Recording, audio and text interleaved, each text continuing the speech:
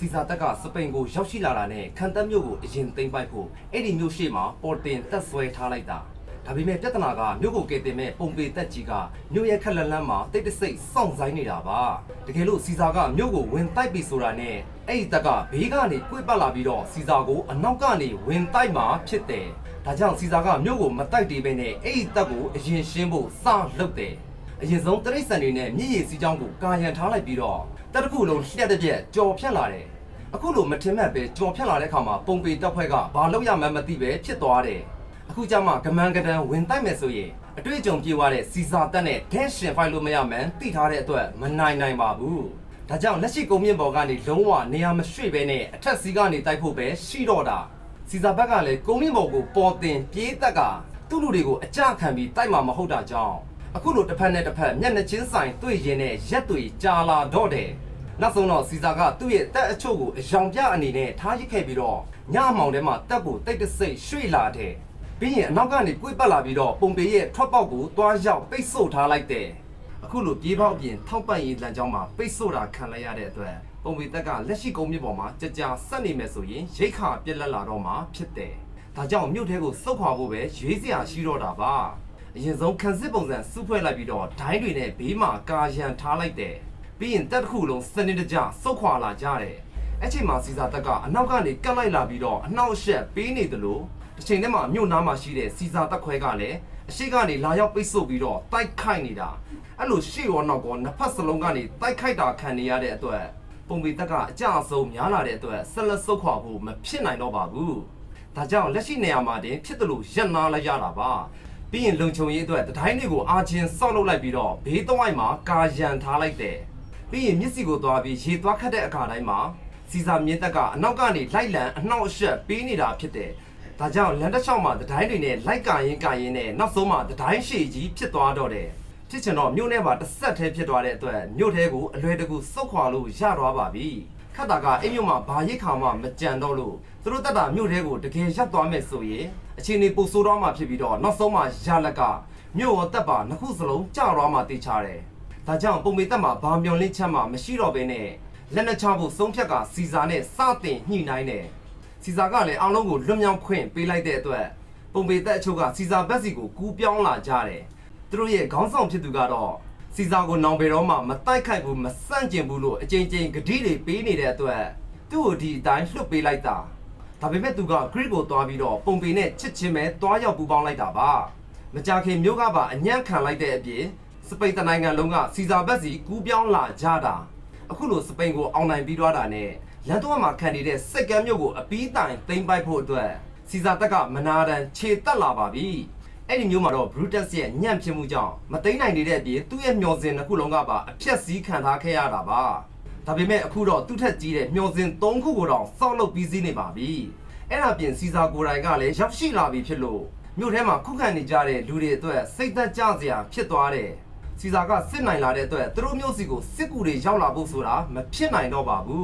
းဒါကြောင့်မြို့ထဲကလူတွေအတွက်မျောလင့်ချက်မရှိတော့လို့စီဇာစီအညံ့ခံလိုက်ရတယ်စီဇာရဲ့အောင်နိုင်မှုသတင်းတွေကိုကြားလိုက်ရတာနဲ့ရောမမှာရှိတဲ့တပည့်ဖြစ်သူကျူရီယိုက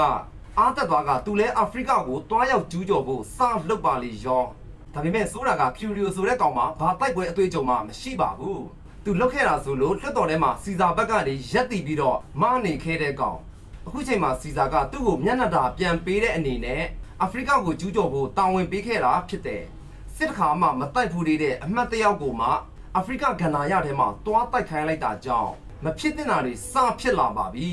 စီဇာကစစ်တခါမှမတိုက်ဘူးသေးတဲ့အမှတ်တယောက်ကိုမှစစ်တူကြီးခံလိုက်တယ်ပူဆိုးတာကသူ့ကိုအာဖရိကတိလွတ်ပြီးတော့တဲကဏ္ဍရထဲမှာတွားတိုက်ခိုင်းလိုက်တာကြောင့်တက်တစ်ခုလုံးပြုတ်ပြုတ်ပြုံတော့မှာပါအဲ့ဒီလွတ်တော်အမတ်ကအာဖရိကကိုရောက်တာနဲ့စစ်ကမ်းမြို့ကိုတိမ်းဖို့စလှုပ်တယ်အရင်ဆုံးမြို့ရဲ့ရှေ့မှာတက်ဆွဲထားလိုက်တဲ့အပြင်ရေတက်နဲ့ပါပိတ်ဆို့ပြီးတော့အလုံးစုံဖြတ်တောက်ထားလိုက်တယ်ဒါပေမဲ့ပုံပေဘက်ကတော့မြို့ထဲမှာနေပြီးခုခံမှာမဟုတ်ပဲမြို့ပြင်ကိုထွက်လာကြကစစ်မြေပြင်မှာထိတ်တရင်ဆိုင်မှာဖြစ်တယ်အဲ့ဒီတက်ကိုပုံပေရဲ့တပည့်ကဥဆောင်မှာဖြစ်ပြီးရှေ့တန်းမှာနေရာယူထားတဲ့မြင်းတက်ကတော့နျူမီဒီယန်နိုင်ငံကဖြစ်ပြီးစစ်ကူအဖြစ်နဲ့ရောက်လာတာပါနျူမီဒီယန်ရဲ့ဘရင်ကသူ့ကိုဘရင်ဖြစ်လာအောင်တစ်ချိန်ကပုံပေကိုယ်တိုင်ကူညီပေးခဲ့တာဒါကြောင့်အခုချိန်မှာမဟာမိတ်အဖြစ်နဲ့ကူတိုက်ပေးမှာပါပုံပေဘက်ကစတင်တိုက်ခိုက်ဖို့အဲ့ဒီမြင်းတက်ကိုပဲအရင်လှုပ်ကတွားတိုက်ခိုင်းလိုက်တယ် သူတို့ရဲ့ဗျူဟာကမြင်းတက်ကဘေးကနေအပြင်းချေသက်သွားပြီးတောင်ပံကနေအရင်ဖြတ်တိုက်မယ်ပေါ့ပြီးရင်သူတို့ရဲ့ပင်မတက်ကိုယ်တိုင်ကလည်းအရှိကိုတက်လာကြပြီးတော့ဗဟိုကိုဝင်တိုက်မယ်ပေါ့ဒါဆိုရင်ရန်သူကိုနှစ်ဖက်ညှက်တိုက်တဲ့နည်းနဲ့အပြတ်ချေမုန်းနိုင်မှာဖြစ်တယ်ခီရိုဘက်ကလည်းအဲ့ဒီမြင်းတက်ကိုတန်ပြန်ဖို့သူ့ရဲ့မြင်းတက်အပြင်ခြေလင်တက်ကိုပါထုတ်သုံးကတောင်ပံစီကိုလွှတ်လိုက်တယ်ဒါပေမဲ့ချက်ဝက်တစားအပြေဝစ်စင်ထားတာကြောင့်ခန္ဓာရထဲမှာလေးလံစွာနဲ့တွားနေရတာပါတစ်ဖက်ကနီမီဒီယန်မြင်းတက်ကတော့ပေါ့ပါတက်လက်စွာနဲ့ပြေးတက်လာကြပြီးတဟုန်ထိုးဝင်တိုက်ပါလီရောဒါပေမဲ့အနီးကပ်တိုက်ပွဲဖြစ်ကြတဲ့အခါမှာအကာအကွယ်တွေဝစ်စင်ထားတဲ့ရောမမြင်းတက်နဲ့ဘလို့မှရှင်လို့မရပါဘူးဒါကြောင့်ခြေလင်တက်ကိုဥတီပြီးတော့ဝင်တိုက်ပြန်တော့လေအဲ့ဒီခြေလင်တက်ကလှန်ရှည်တွေကိုကင်ဆောင်ပြီးတော့အရှိကိုလှမ်းထောက်ထားတာပါအဲ့ချိန်မှာသူတို့ကိုပြန်တိုက်ဖို့လုပ်တော့ဘလို့မှလက်လန်းမမီပဲဖြစ်နေတာအဲ့လိုနဲ့လှန်နေကြားမှာတယောက်ပြီးတယောက်ကြောက်ဆုံးလာခြင်းနဲ့အနောက်ကိုတဖြည်းဖြည်းနဲ့ပြန်ဆုတ်ပေးလာရတာနောက်ဆုံးမှဘလို့မှမခံနိုင်တော့ဘဲနဲ့မြင်းတက်တစ်ခုလုံးလှဲ့ပြေးကြပါလေရောကန်ဆိုးချင်တော့နောက်တန်းမှရှိတဲ့ခြေလင်တက်ကကွင်းပြစ်လယ်မှာထီထီကြီးကြံရစ်ခဲ့တာချစ်ချင်းကိုအဲ့ဒီခြေလင်တက်ကအဝိုင်းခံလိုက်ရတယ်ပြီးရင်ဘေးနှစ်ဖက်ကနေပါဖြည်းဖြည်းချင်းဖိတိုးလာကညှက်တိုက်ခံလိုက်ရတဲ့အတွက်အားလုံးခြေမုန်းခံလိုက်ရတယ်ဖြူရီယိုကအခုလိုအသာစီးရရှိလာတဲ့အတွက်အလုံးစုံတိုက်စစ်စင်ဖို့အားလုံးကိုရှေ့တက်ခိုင်းလိုက်တယ်ပုံပေဘက်မှာမြင်းတက်ကကျသွားပြီမဲ့လုံးဝကိုဇွဲမလျှော့ပဲအဆုံးတိုင်တိုက်ပွဲဝင်ဖို့ပြေးတက်လာကြတယ်ဒါပေမဲ့ပြဿနာကသူတို့စီကိုမြင်းတက်ကချင်းကပ်လာနေပြီဖြစ်ပြီးမကြခင်ဘေးကနေဖြတ်တိုက်တော့မှာပါ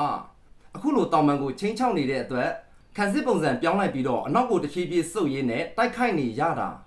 ဒါပေမဲ့စုစည်းမှုပုံစံပြက်ယွင်းလာတာကြောင့်နောက်ဆုံးမှာအားလုံးလှည့်ပြေးကြပါလိမ့်ရောအဲ့ချိန်မှာတစ်ဖက်ကအနောက်ကနေကတ်လိုက်လာပြီးတော့အလွယ်တကူတိုက်ခိုက်နေတဲ့အတွက်တဝက်ကျော်အထိကြဆုံးကုန်ကြတာမကြခင်သူတို့ရဲ့စခန်းထဲကိုပြန်ရောက်သွားလို့တာတချို့တွေကတက်တာရရသွားခဲ့တာပါသူတို့ကိုဆက်လက်ချေမှုန်းဖို့ဆိုရင်တော့အဲ့ဒီစခန်းရဲ့နေရန်ကိုအရင်ဖြိုဖျက်ရမှာဖြစ်တယ်ခီရိုကပစ္စည်းအပြည့်စုံမပါလာခဲ့လို့သူတို့ကိုစက်မတိုက်တော့ပဲမြို့ကိုတာအပြက်သိမ်းဖို့စလှုပ်တယ်ချစ်ချင်းကတုတ်ကြီးလေးကိုပက်ပက်လဲတူးလိုက်ပြီးတော့တမျိုးလုံးကိုရိတ်ခါဖျက်တောက်လိုက်တယ်ပြီးရင်ငက်ပြက်လာတဲ့အထိအရင်ထိုင်ဆောင်ပြီးမှအသာလေးဝင်သိမ်းမှဖြစ်တယ်ဒါပေမဲ့ကန်ဆိုးရှင်တော့နီမီဒီယန်ဘရင်ဦးဆောင်တဲ့တက်ကြီးကမြို့ကိုကယ်တင်ဖို့လမ်းမှာလာနေပြီဖြစ်တယ်မကြခင်မြို့စီကိုရောက်လာတော့မှဖြစ်ပြီးအပြင်ဘက်ကနေဝင်တိုက်တော့မှဖြစ်တယ်တစ်ချိန်တည်းမှာမြို့ထဲမှာခုခံနေကြတဲ့ပုံပေတက်ကလည်းထွက်တိုက်တော့မှာပါဒါကြောင့်ခီရီယိုကမြို့ကိုစောက်ဝိုင်းထားဖို့မဖြစ်နိုင်တော့ပဲစုတ်ခွာဖို့ဆုံးဖြတ်လိုက်တယ်ပြီးရင်သူတို့ရဲ့အခြေစိုက်မြို့နားမှာပြန်လဲတက်ဆွဲထားလိုက်တယ်မကြခင်နီမီဒီယန်တက်ကြီးကသူတို့ရှိတဲ့နေရာအထိရောက်ရှိလာပြီးတော့စတင်စိန်ခေါ်ပါလေရော